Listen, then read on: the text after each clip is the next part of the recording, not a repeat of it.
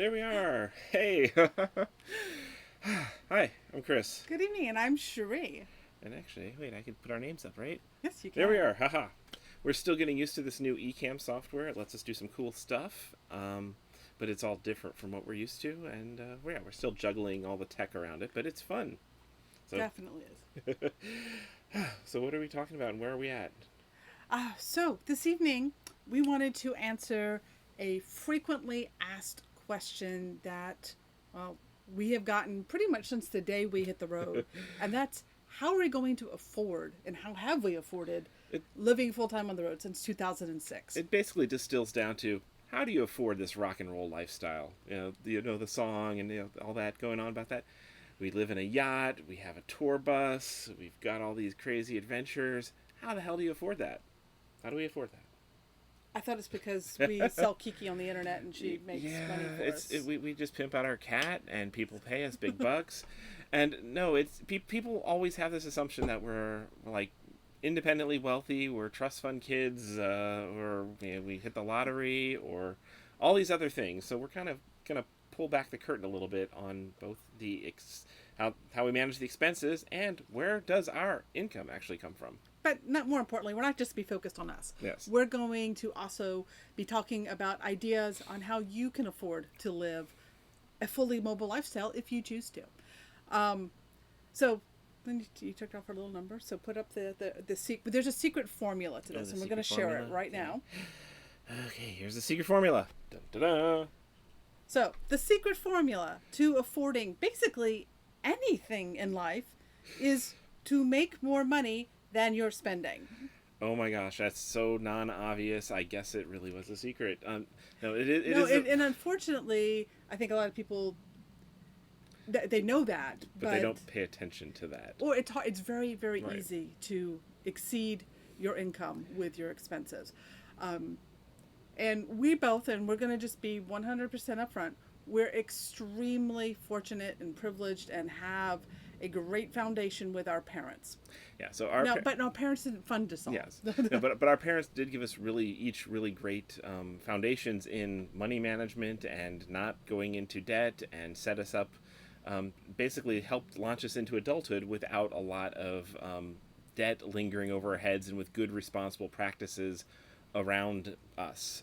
And no, not everybody is nearly that fortunate. We know that. We got really, really lucky. We hit the parent lottery, and got helped through getting out the nest. And we're both very fortunate when we met, and we were in our early 30s when we met, that we were both at similar places in our careers, that we had no consumer debts. We both had started and actually had already were investing and Put some savings away. Yeah. building our retirement, and we're cash positive in our expenses and living situations, as well as in our net worth.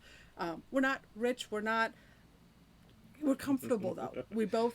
Yeah. And when we were in our early 30s, we were already at a great place in our life. When she met me, I was living down by the river in Okay. in a tiny little micro trailer, eating ramen and squeezing food out of a pouch. What are you talking about? But I had put away savings before I hit the road, and was doing just some consulting projects and stuff. I was not really working much when I first years on the road. I put my Silicon Valley career on hold for a while. But we'll get into Okay.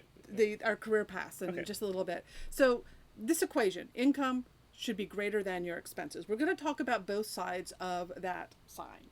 And we're going to start with expenses. And let's clear up a myth about full-time nomadic travel. And that is that it is not.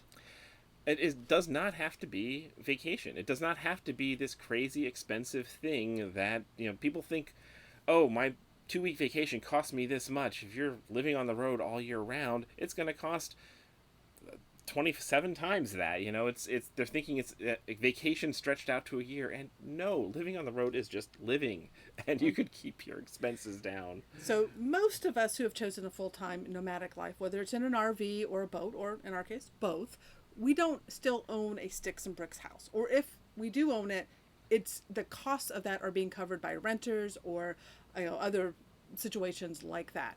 So we're not still maintaining a home base, and that gives us all our former housing costs, whether it was rent or mortgage or electricity All the bills and bills, everything piled up there, yeah. that now gets rolled into our travel costs. And so really, if you're able to afford your life now and you can find a way to take your income with you, you can afford life on the road too. But I do want to throw out one big caveat, and that's when you own a home, yeah, it's reasonable to expect that it's going to appreciate. When you own an RV or a boat, it's pretty much the opposite.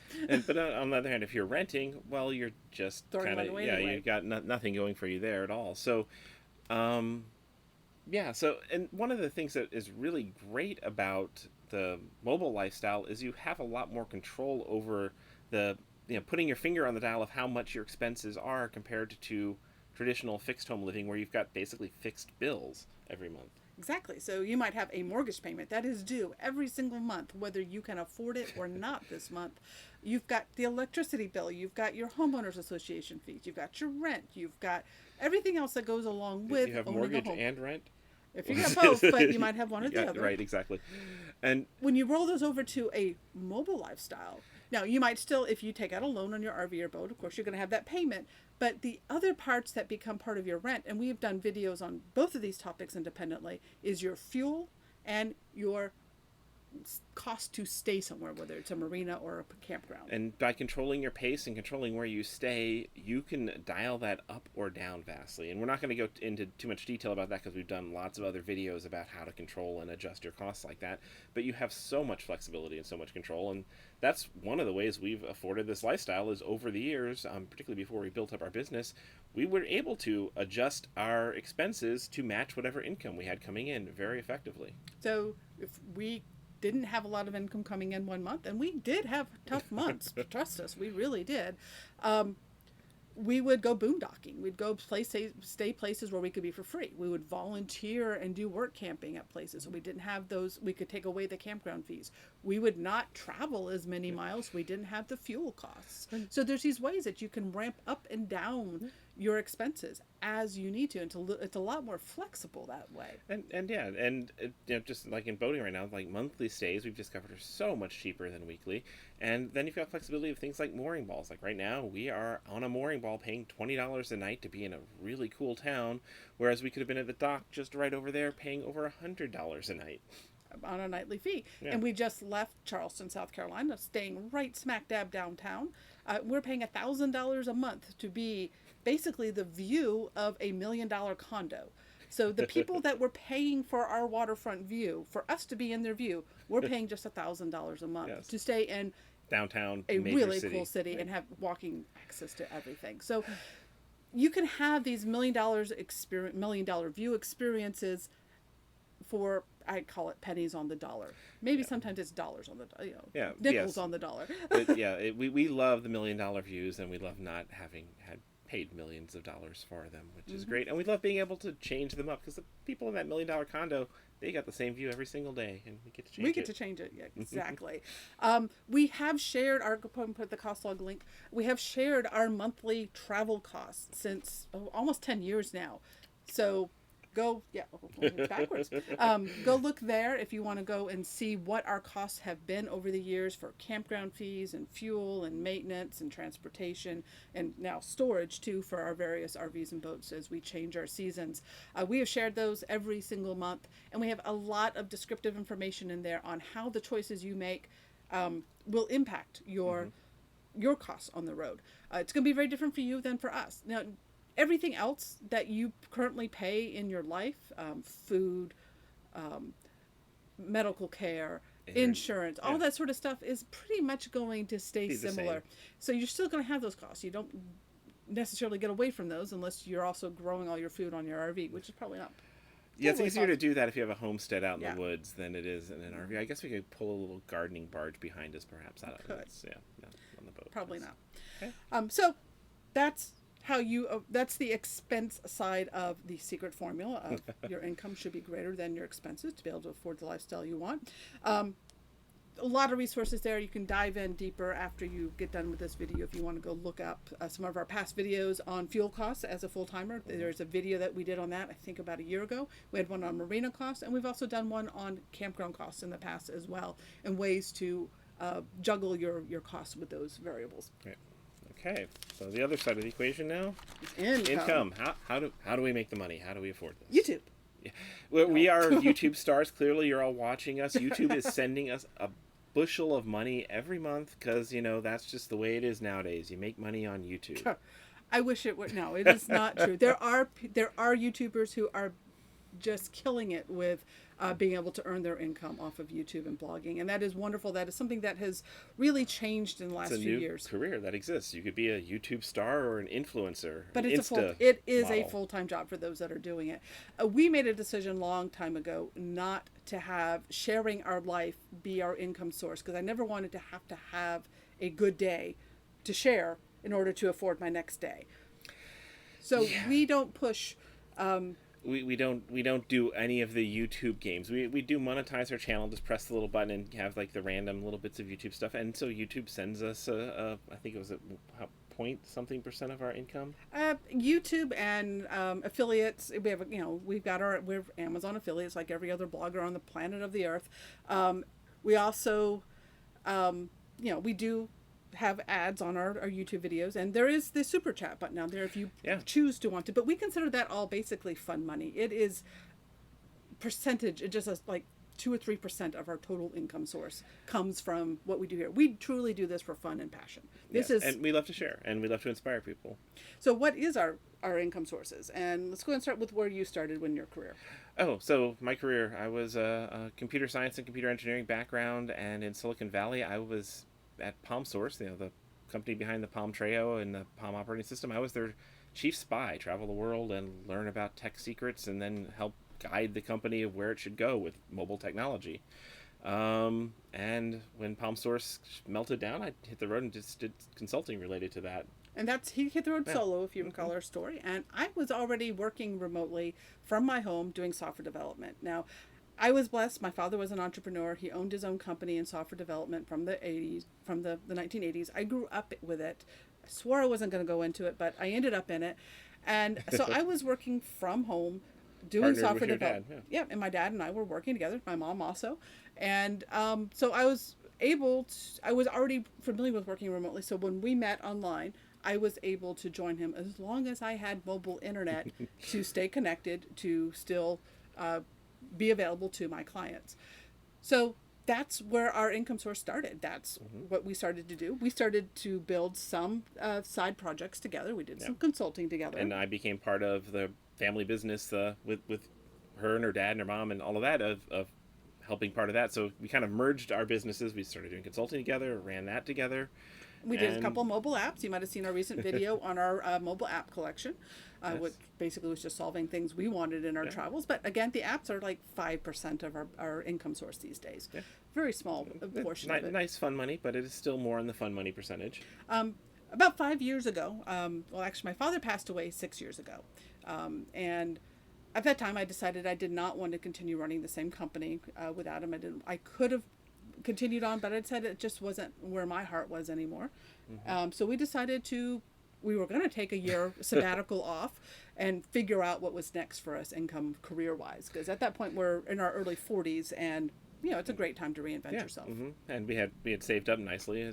We could have taken a nice year off, and then that's when the book kind of came along too. So part of my grieving process was writing the first edition of the Mobile Internet Handbook. We probably should have brought the prop over.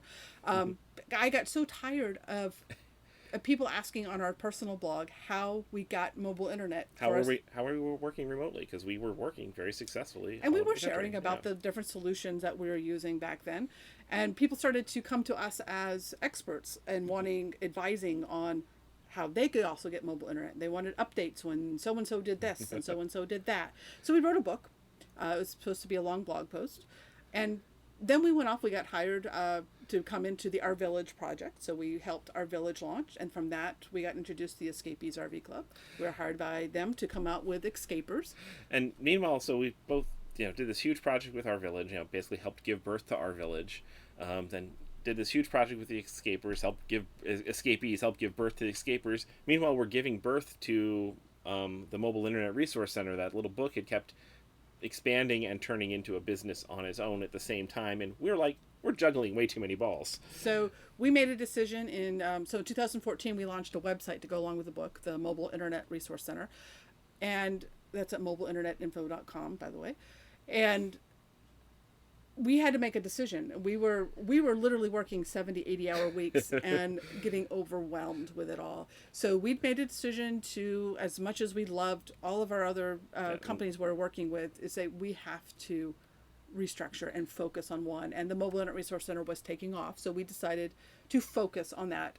And over the past 5 years, we have built that up now to be, I would say 85-90% of our income source now comes from the Mobile Internet Resource Center. And it's actually been successful enough that we've been able to hire other full-time nomads and part-time nomads and stuff to be staff and be on our team. So we've been able to bring that further out into the world, which has been really wonderful. So yeah, if you'd asked me 6 years ago if my job would be basically telling people to get Verizon, I would tell you you're crazy. But we are all member funded, which we really like. We're not motivated by sales. We're not motivated with affiliates or ads or any of that stuff. We are community funded, and for that we're able to provide a lot of free public content. So if you go to Mobile Internet Resource Center, we've got all sorts of guides and content and stuff that you can keep up with. We're constantly tracking news there. And we have a dedicated YouTube channel, the Mobile Internet Resource Center. You can go find that as well, where we do video stories as well and little guides as well. And then our members go a lot further with interactive guidance, product reviews, discounts, and a bunch of other content. Yeah. So the important thing about that is, we've now managed to build what we consider a very successful mobile business that is funding our lifestyle and keeping us going and keeping us inspired. But it's not something that we ever set out. We never planned on this particular route. We kind of discovered it as we went along, changed directions many, many times. And had to make decisions to make it a priority. Yes, and many times also said no to things that were lucrative, particularly lucrative in the short term, but would have been kind of soul draining and stuff. So we did a lot of saying no to things and knowing that we could control our expenses. It's like, we don't need to do that. We can go do something else and it will all work out. But that's our story. That doesn't mean that you have to be an entrepreneur or you have to be high tech or anything like that to be able to earn an income on the road. In fact, we recommend you don't go start a Mobile Internet Resource Center. That niche is taken. Please don't. But nomadic lifestyle has been around since the dawn of humanity, and people have been earning their income, their resources from being nomadic since really, really early age. What's new in this decade is that those of us with tech careers can now take it with us. So just because we're technology enabled nomads, that's us. That's our skill sets. We're the new nomads. There's lots of people. There are so many ways to earn an income on the road. There are people who travel to different locations to find local work, whether it's working at festivals or taking local jobs. There's work camping where you can exchange your time for volunteering or even getting paid to help run a campground. Or we've actually gone to Amazon during peak season and packed boxes. We did a lot of experimenting and trying different things throughout our past years and stuff, and some of it was just to learn about it and just to experience all these different avenues. There's other entrepreneurs. You don't have to go into high tech. Whatever your passions and skill sets are, there's usually a way that you can look at your life experiences, your work experiences, and find a way to make it mobile friendly. And if you can't, then you can explore other ways in which you can make an income. And there are so many ways to do this that it is outside of our experience, but we have met so many people doing amazing things. Everything from making balloon animals on the road in restaurants for tips to other high-tech entrepreneurs. High-tech entrepreneurs. I just read about one of the most unique mobile jobs I've ever heard of is people in RVs going to out-of-the-way big lots and stuff and finding inventory left behind of like expired, discontinued nail polish colors and then selling them on Amazon at a huge markup. Apparently people are making a living doing that sort of thing. You just got to find your strange niches. So there is a link down there, technomatic.com/income, where we have listed a bunch of ways that you can make money on the road, both working remotely as well as for other companies. A lot of people are more and more companies are willing, if especially if you're an essential part of a team, are willing to let you work remotely these days instead of working in an office. We know a lot of people have given successful ultimatums saying, "Hi, I'm hitting the road in 3 months, and if you want me to keep working, I'd be happy to. Otherwise, well, I'm hitting the road in 3 months." And Just know that the risk you're taking with Yes. that one. They may call you out on and it. we're not saying it's easy. We're not saying it's not necessarily easy at all, because everybody's situation's different. Everybody's skills are different. It is definitely not going to be a cakewalk, and you might have to change direction several times, but it is very possible. There is, so I'm one reason we did this video. We've been meaning to do this video for a long time, and then when this summit came up next week, we decided this is good timing. Next week there is a free online summit that you can attend. It's called Make Money in RV Virtual Summit. There is a link in the description. It is an affiliate link that we're doing this to get the affiliate kickbacks. But there are 40 of us that are sharing our stories about making an income while RVing. Everything from affiliates to content management to tax considerations and everything else. And there's a lot that you can learn there. And it is going on next week, all next week from the 5th to the 9th. And it is totally free to attend while it's live, and you can purchase a VIP pass if you want access to all the content later, and that's where the affiliate comes in. If you decide to, we do get a kickback on it. But if you watch it live, completely free. It's all free. And we know the segment we recorded for it is cool, so hopefully everybody else's is very cool and quite worthwhile. The people behind it are doing some awesome work. So you'll see the escapees are there. There's a whole bunch of presenters. So I highly recommend, if this is a topic that is on your mind right now and how you're going to earn an income, there's going to be some fabulous resources going on there. Other places to go, the RV Entrepreneur is run by Heath and Alyssa. They have a conference every year that is amazing to go to, and a podcast that is now, God, he's been doing it nonstop for 2 or 3 years now. He's got like 200 episodes now. It's and amazing. Every one of them is an interview or a conversation on some topic, and with some other entrepreneur who's working on the road. And they've done some really, really, really cool stuff with them. So yeah, that's a great resource to get more ideas for income on the road. Who's it? There's I should have written down her name. Camille Attell. Oh yes, Camille, yes. She runs a remote work school as well. So it's actually a course that you can sign up with, and she'll kind of coach you through getting ready to take your existing skill sets to be mobile income. And there is a link to her in that income article that I linked to earlier. Yes. So those are all great resources if you're looking for people that are structuring content specifically around this topic, because we can really only speak from our experience and from people we've talked to secondhand. Right, but there's as many different ways to make it work as you can imagine, and you got to just find the one that works for you. And I do caution people against following formulas. Don't try and follow anybody else's roadmap too closely. I'm always wary of people who are having a specific course of here's how to do X, Y, and Z, how to make money on YouTube, how to do this, how to do that. Well, they're selling you a course. That's how they're making money on YouTube sometimes, and those courses sometimes are very formulaic. Find your own path, learn from each of them, but don't find recreate. Your unique intersection of your experiences, your skill sets, and your passions. Because when you've got an amazing view like this, you need to be passionate about what you're doing for your income source to ignore that and just look at it and not want to be out there. Yeah, Cherie's desk is right there. She's got to just focus on writing sometimes, and when there's dolphins jumping right in front of her, it's tough sometimes. All right, so that is the wrap up of the presentation part of this. We are open for questions if you have them. They actually are coming up on our screen. We do have Super Chat turned on. Like I said, YouTube is a hobby for us. So basically you're sending us beer money or wine money. That is one way we make it affordable, is we buy the cheap wine, but when we get contributions from you guys, we buy nice bottles. So we're going to take questions. We're going to talk about this topic for a while, as long as you guys would like to. And particularly if you're throwing questions in Super Chat, well, we'll definitely make sure we answer them. Otherwise, we'll see what we can find here in the chat, and I can actually feature people over here on the screen. So let's see what we got. And by the way, just because our income source is mobile internet, I know it's kind of confusing. We probably will not be answering mobile internet specific questions, because that is all over on the Mobile Internet Resource Center channel. So probably any question that you have about mobile internet is already covered over there. That is our work life, and we do try to keep balance in our life. This is our fun time. And this is actually one of the smart things we did a couple of years ago, was we actually split our we split Technomadia in half. We split our YouTube channels in half into a second channel, and it's like, Technomadia, this is our personal life, this is our living room, this is our fun time. We'll talk about the stuff that's interesting. And then mobile internet, of course, is interesting, but that's our day job. That's our office. We go and talk about that in a different place. So we do keep those things separate here. Yes, Joe, if you could add a link to the, if you look into the description, Joe, there's a link to the Make Money and RV sign up with our affiliate in there. Okay. If you put that in the chat room, that might help people find it for those that are not on their desktop right now. Show Kiki. Kiki. Oh, John wants to see Kiki.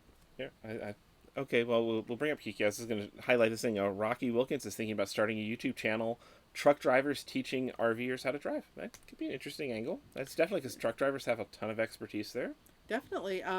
If you watch our friends, the RV Geeks, Peter and John, he was a professional bus driving instructor. Yeah, he used to teach people how to drive buses through New York City. You know, they're like probably the hardest place in the world to drive buses. And he did start a little series on their YouTube channel about RV driving. And I think he quit doing it because it was so much work, because he was using drone shots and everything else to do it. So I think they are no longer doing that. But that was definitely a very popular series. And I think that there's a niche for everything. Wherever your passion is, the trick to YouTube is, of course, building up that audience and creating content that gets clicked through. If we were starting our YouTube channel today, I don't know that ours would have built where we're up to almost 64,000 subscribers right now. I don't think we would have gotten there with today. So we're only up here because we've been here for 10 years. I think that's the only reason we're here. Yeah, and we did have some pretty significant expertise when it came to mobile internet, just from our backgrounds and stuff. But yeah, we're as far as YouTube today, we would have a hard time standing out because we're not video producers. We have well, I mean, I guess we keep getting fancier. We've got a little production computer here, an external mic, and careful not to pull the plug on this because this is our internet. There. Okay, there we are. Okay, sorry. We have a request for Kiki. Okay. We actually have a super chat. And we have a super chat from Maximalist Minibus. Thank you. It's definitely, everything is something, so appreciated. Thank you. So Kiki, you have a fan who wanted to see you. And another super chat from a special fan. We got John here, who's a Kiki fan. Yes. Yeah. Hi. Say hi to John. He shot a beautiful photo of you in Charleston, remember? Yes. Yeah. And then he went on to go photograph some other guy. Mick Jagger or something like that? Yeah. It's like, when you can't photograph cool cats, you got to go photograph amazing rock stars. I don't know which is cooler, though. That's pretty awesome. John, it's great to see you here. Day Trade asked, do we like the RV or the boat better? I didn't get to highlight his questions. Okay, let's see. So RV or boat better? Let's see. We love both. That's we have 2 RVs and a boat, and there's a reason we're keeping them all, because we like them all. We're indecisive. They're all got their unique trade-offs and benefits, and at this present time, I like the one I'm on at the moment. Yeah. We've been enjoying, because boating is new to us, so it's still new to us even after it's over 2 years. But so everything about boating is still new experiences, learning new things. RVing we'd gotten kind of used to, but then when we just got the camper van and did our first several nights in the camper van, and several of our recent videos are about that, that was so exciting to go do a different kind of RVing and dive back into that. Got a question here from Jared. I'll bring this out about payments for buses and boats, and do we finance things? So our boat and our van are both, we paid cash for, and as far as all the upgrades on it. The boat we still do have payments on. When we bought it. Yeah, you meant the bus and the van, right? Right. Sorry. Yes. Okay. The boat is the only one that we have payments on, but we don't really consider it payments.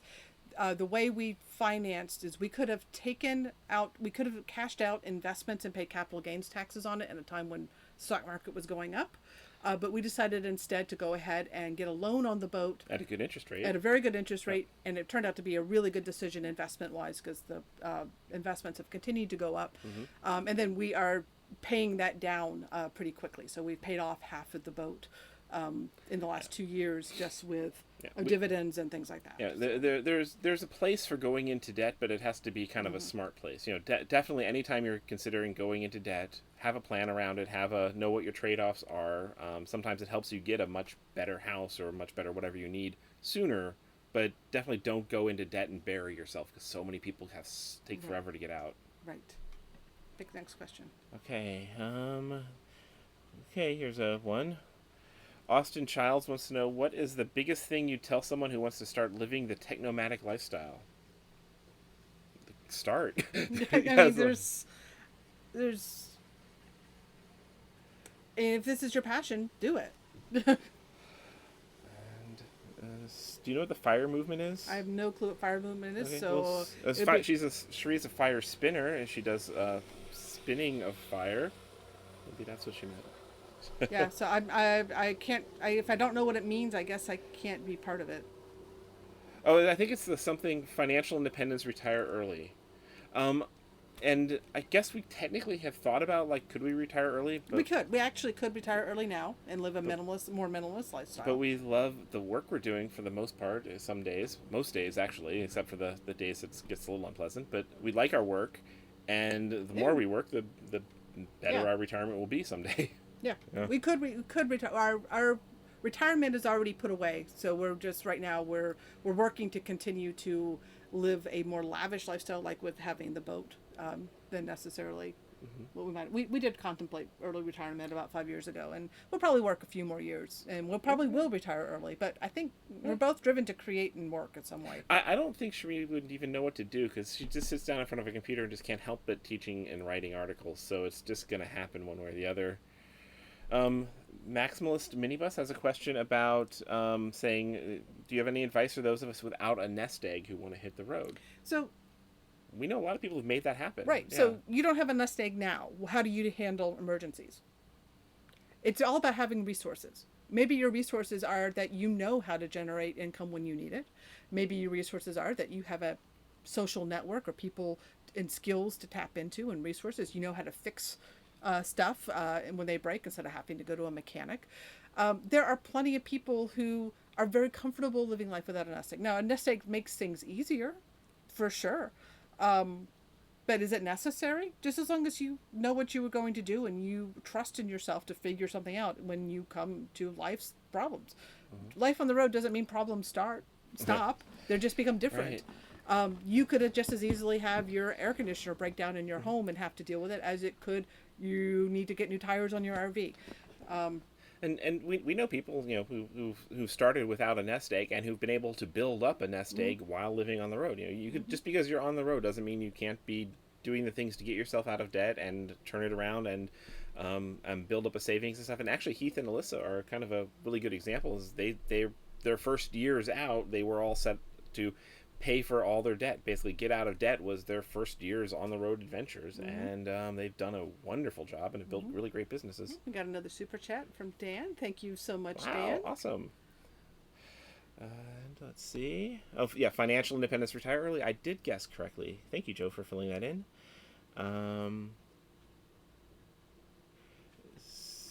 There's Chill Cosmos says, I've given up using the sites like Upwork to get programming work. Is there anything easier?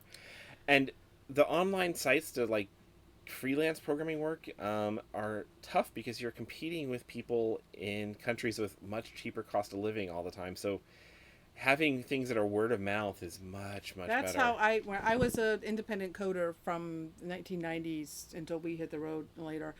I always worked word of mouth. I did pro bono work. We did a lot of work in our industries and created applications and things like that. And it just spread from there. That's the only way I ever got new clients was word of mouth and doing a great job for one client and they referring us out to other people. Yeah, it's really, it is like one of the things, the way to build up a good reputation is work on open source projects and stuff and have a reputation of things that you've contributed to the community or to big name projects. And if you're trying to be hired out for something related, you can point to that. And definitely tricky. I do understand how tricky it is to compete on the more freelance, anonymous bid on projects sites. We do know people who do make that work, but it's definitely tough. Here's the Dan Stringfellow. He's the guy who super chatted us. I already have a wanderlust, a minimalist attitude, and a very nomadic friendly career as a software engineer. Any suggestions for how to convince a homebody spouse to go on the road? When you're on the road living in your RV, it's perfect for homebodies because your house is on your back. Is how we're both homebodies. We're both very much homebodies, and that's why boating and RVing appeal to us so much. Is our home is always with us. So getting out there, we can go explore all day. And I know tonight I'm sleeping in my bed. I know where my wine opener is. Don't have we always have our cat with us. We don't have to pack suitcases. It's really weird. We still go on vacation on occasion or take trips away from our mobile homes, and it's weird to pack a suitcase, and it's weird to deal with all those logistics and stuff. So yeah, I would suggest, I mean, if you've got the budget to get an RV or whatever you're thinking of, is get something and try some extended trips where it's not necessarily a vacation. So it's not so much effort into the unpacking and repacking. And so you could have time to get into the groove of actually living on the road and having whatever vessel it is that you're living in feeling like home, because that is the main advantage of RVing and boating to me, as a nomadic form of travel, is that we're always home, and it feeds my homebodiness and my wanderlust all at the same time. I've always liked the Escapees. Their original classic logo is a little wagon with a house in it, and it's just appropriate. It's like you're carrying your house around with us. Or the MTOA, their logo is a turtle shell. We got your shell. And it does feel like it's a great way to be a homebody.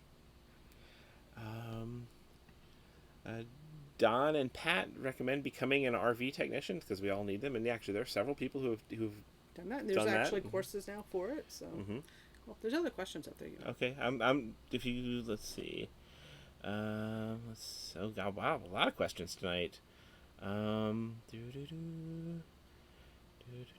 to catch up with all these. Mobile homebodies, wine times. Is that a question? Wine time? He's an expert. So this is kind of a more specific question: is do you domicile in a certain state for tax purposes while traveling around in an RV? And that is a whole giant topic. Right. So we do have an article at technomatic.com/domicile that I encourage you to go look at. And yes, there are a lot of considerations when you don't own a physical home or you don't live in a physical place all year round, is you do need to consider what state you're going to call your domicile and get yourself established there with your intent. And we've selected Florida. Florida, Texas, and South Dakota tend to be the three top choices for the intersection of them all, having no state income tax and having some nomad-friendly policies as far as being able to claim your domicile residency there, as well as jury duty exemptions, being able to renew your driver's licenses and things like that.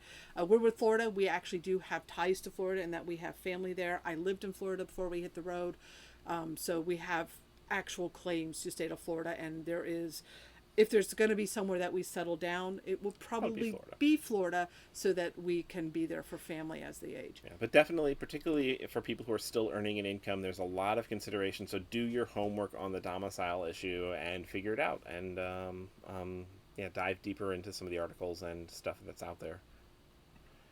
Let's see. Is more expensive to maintain. Okay, yeah, we do that. I was trying to focus on the questions on the topic, but okay. Well, we'll just go a few general questions here.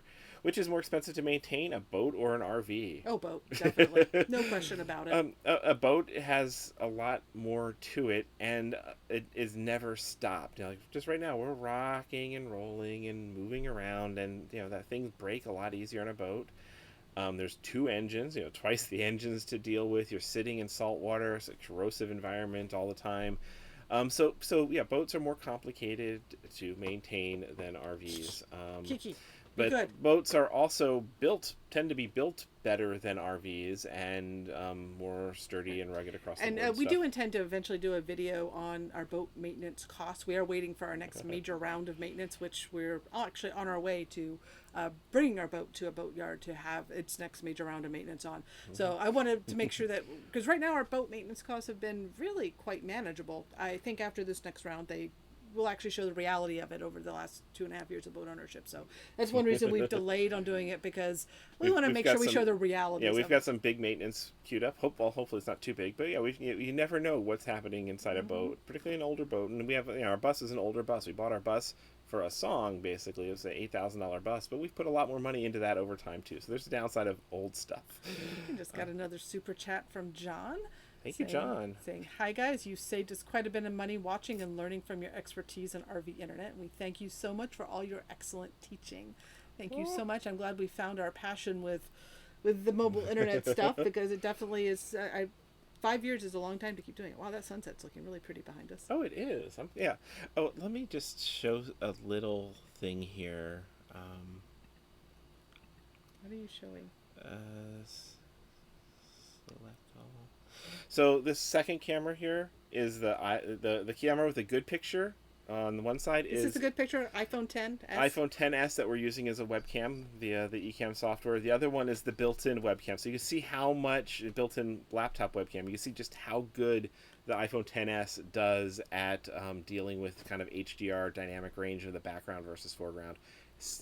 When Cherie saw how good my camera was, she had to go out and get one too. So we have a comment. Bring up Briar Rose's boat equals bring out another 1,000. That is Sometimes. completely inaccurate. It really means bring out another 10,000. Not always, but yes. There's a lot of things, and actually, with boats or RVs or anything, if you're handy and resourceful, you can do it on the cheap. We actually know people who have basically salvaged boats and done every piece of work themselves and learned the skills along the way and all that. It can be done, but that's a lot of time and a lot of skill to build up as well. Right. There was this other question here. Poncho Gun says that he heard Florida is hard to make your domicile now, and that's not actually the case. It got a little tricky. There was some drama this past year, but it's all been resolved. Right now, yes. It is the state of Florida DOT has decided not to make any changes to the ability to get a driver's license or register vehicles in the state of Florida if you're a nomad. So, coast is clear presently. Yep. Okay, what else we got? Yeah, so a boat is a hole in the water which you throw money into. That is sometimes true. It's also a hole in the water which I live in and brings me to amazing experiences. Yes. So right now it's worth it. It's definitely worth it. There's a question. Have you given any thought to your future transition from being a nomad? So we have been full-time RVers and boaters for 13 years. Our philosophy has always been we will continue being nomads for as long as it feels right. It still continues to feel right. We don't see an end in sight, but we have the resources that we could get back into the housing market, whether it's by renting or purchasing something. It's just hard to imagine wanting to have a house that doesn't move, because like your view gets stale after a month or two. We like the flexibility. And one reason we went with this particular boat and went a little larger than we were originally looking for, so it's a 47-foot motor yacht, is it feels like a small condo. And one of our backup plans is this boat is extremely comfortable to live on long term. In fact, so comfortable we haven't been tempted to go back to the boat too much. Bus. B words. Sorry. That's confusing. 2.5 years, I still can't get it right. Which is we love just taking like we did this winter. We just felt like being still this winter. So we did 4 months in an amazing little downtown in Florida. And so that is kind of the backup plan right now, is as long as the boat floats and is merino worthy, we can live on it almost anywhere we can get it to and be comfortable very long term, because this does feel more like a small condo than it does a mobile vessel. And yeah, this is something we transitioned to over time too, is doing more and more monthly stays and really enjoying being in places. Like we just did an entire month in Charleston, and that was amazing. This is slightly related to the boat maintenance you just brought up. Is how often do you scrape your hull, and do you do it yourself? And for the most part, if we were in the Bahamas in nice, pretty clear water and it'd be a fun snorkeling project, maybe.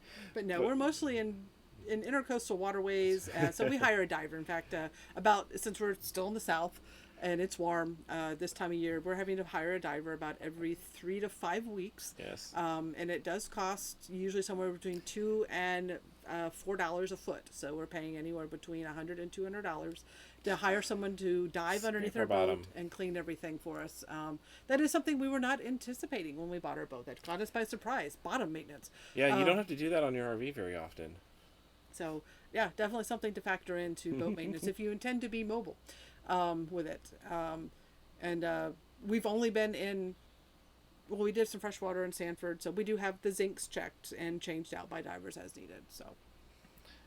And point from William is saying, we're still young, but as you age, being a nomad becomes more difficult. And indeed, that's one of the reasons we encourage people to not wait for retirement, not wait for traditional retirement age to follow these sort of dreams. We know so many people and so many couples that hit the road, and within a year or two, they've kind of one half of the couple can't physically do what they need to do anymore, and that's kind of heartbreaking. It's like I'd rather live in a house. But we also know people in their 70s and 80s that are being full-time nomads, and everybody's they're just health doing is different. Yeah. So not everyone can, but if you can, while you can, take advantage of it. Let's see. I think you missed a whole bunch of questions. I probably did, because the way this scrolls is a little weird. I can make this bigger, I think. That might make it a little easier. So they're way back up here? I guess. Okay, so we're going to try and scroll back. I guess I get... Yeah, so while you're talking about that, we have a thing. I'd never consider hiring someone to clean my bottom. So funny story. In Charleston, we hired a diver that we found off the Great Loop forums. Had him come out, cleaned our bottom for us. And afterwards, he learns that we have a YouTube channel. And then he tells us that he was actually the diver when sailing La Vagabond was through Charleston, and he cleaned their bottom as well. So he has a specialty of cleaning bottoms of YouTube boaters. But yeah, and sailing La Vagabond, I think they're the first boating and sailing channel to cross 1 million subscribers. So they're like about a bazillion times larger than we are. I do want to call out this comment from Chris H. saying, "Cool shirt, Chris." This is actually art designed by my friend Joe Mangrum, who is a sand painter. This is actually sand that he did, and this is a print of this is not sand, but this is a sand painting that he does in Washington Square Park in New York City at giant scale. So cool stuff. Check out his art, joemangrum.com, I believe. Let's see, what else? This is way back at the beginning here, I think. A lot of questions on the sound. It's Yeah, well, there's new questions coming. Okay, then I'll jump back to the bottom. If we missed your questions, please re-ask them. Yeah, and remember, Super Chat makes them highlight on the screen that's constantly scrolling up and down. Do we have a plan for after we complete the sloop? Again, we have another question from Brad, also the same one. This is, after the loop, have you considered moving? Why not to any of the great inland lakes, such as the Lake of the Ozarks? I'm not sure we can get to the Lake of the Ozarks. Moving why not over land would be very expensive. It's not really worth it for this boat. This boat, we'd sell it and buy another boat if we had something that we wanted to go to like that.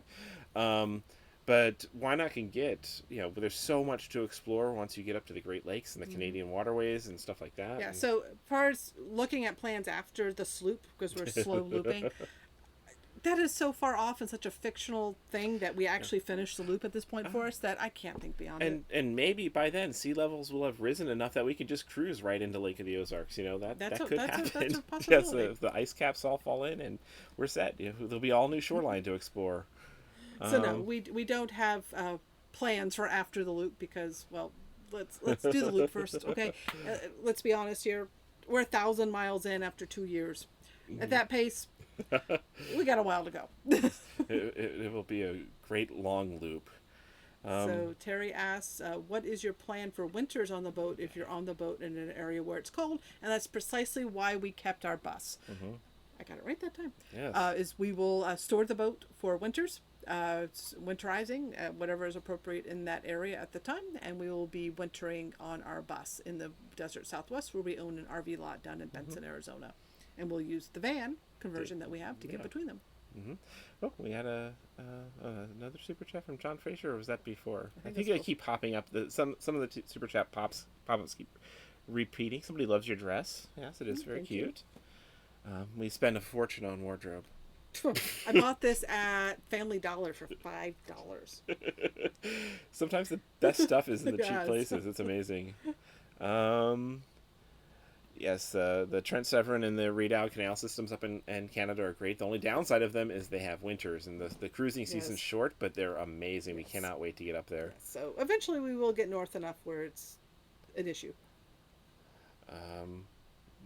William points out there's no oil heating on the Bayliner, and some people actually in the Northwest, because this boat was very, very popular up in the Pacific Northwest. A lot of them up there have hydronic diesel heaters and stuff, but no, ours has a lot of electric heaters on board. So we're getting to almost the hour mark, so we should probably wind this up.